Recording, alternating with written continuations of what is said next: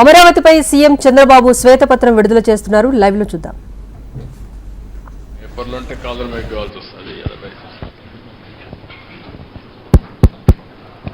Okay, రెడీనా?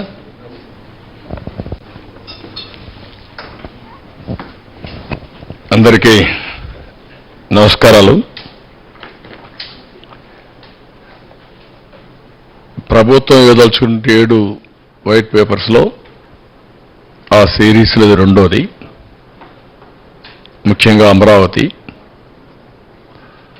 ఒక Amaravati project, దాని ఇంపార్టెన్స్ ఏంటి, అదేవిధంగా ఈరోజు ఆ ప్రాజెక్ట్ని ఏ విధంగా నిర్వీర్యం చేశారు, ఏ విధంగా విధ్వంసం చేశారు, నేను అన్ని చెప్పిన తర్వాత మళ్ళీ ఒకసారి ఎక్స్ప్లెయిన్ చేస్తాను.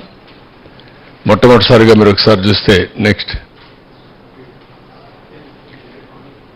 దీనికంటే ముందు లండన్లో ఉన్న అమరావతి పెవిలియన్ దగ్గరలో ఉన్నాము.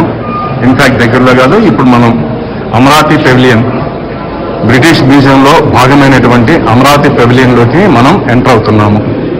సో యూ కెన్ సీ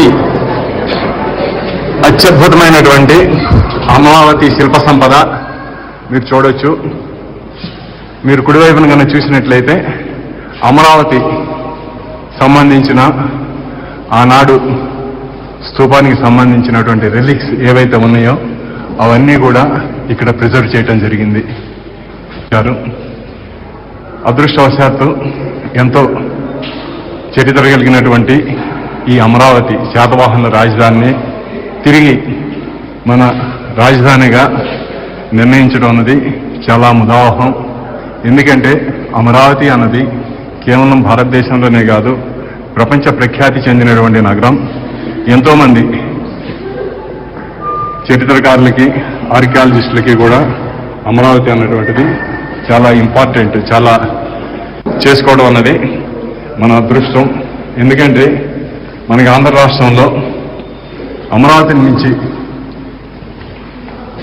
ముఖ్య పట్టణం కానీ, అమరావతిని మించిన చారిత్రకమైనటువంటి పట్టణం కానీ మనకి లేదు అన్నది. మీరు ఒకసారి ఇది చూస్తే బ్రిటిష్ మ్యూజియంలో ఉంది. అమరావతికి ఒక గ్యాలరీ ఉంది. శాతవాహనుల కాలంలో అమరావతి రాజధానిగా ఆనాడు పరిపాలించిన నగరం అది. ఎగ్జాక్ట్గా ఇన్ని దశాబ్దాల తర్వాత మళ్ళీ అమరావతి పేరు రావడం, అది కోయిన్సిడెన్స్ కావచ్చు కానీ ఓసారి చరిత్ర. దీంట్లో చాలా సెంటిమెంట్ కూడా ఉంది. రాష్ట్రం విభజన జరుగుతుందని ఎవరు ఊహించలేదు. మళ్ళీ ఇక్కడ రాజధాని పెడతాను ఊహించలేదు. మళ్ళీ శాతవాహనుల కాలం నాటి అమరావతి పేరు, నేను మొన్న కూడా చెప్పాను, నేను ఆ రాజధాని పేరు పెట్టాలనుకున్నప్పుడు రామోజీరావు గారు ఒక రీసెర్చ్ చేసి ఆయనకు ఈ రాష్ట్రం మీద ఉండే ప్రేమతో నాకు ఒక నోటు పంపించాడు. మీరు ఏ పేరంటే ఆ పేరు పెడతారేమో మీరు ఆలోచించండి. ఇది ఒక చరిత్ర సృష్టించే నగరం కాబట్టి నేను కూడా పరిశోధన చేశాను. నాకుండే వనరులతో పరిశోధన చేసిన తర్వాత ఈ నగరానికి ఈ పేరు పెడితే చాలా బాగుంటుందని ఆయన ఒక సూచన చేశాడు. సూచన చేసిన తర్వాత నేను క్యాబినెట్లో 10 మందితో డిస్కస్ చేశాను. 10 మందికి 10 మంది యాక్సెప్ట్ చేశారు. దీన్ని బయట పెడితే 100 మందికి 100 మంది యాక్సెప్ట్ చేశారు. అంటే ఏమాత్రం కాంట్రవర్సీ లేకుండా యునానిమస్గా అమరావతి పేరుని యాక్సెప్ట్ చేయడం జరిగింది. అలాంటి ఒక చరిత్రాత్మకమైనటువంటి నగరం అమరావతి. ఆ పుణ్యఫలమేమో చెప్పలేము.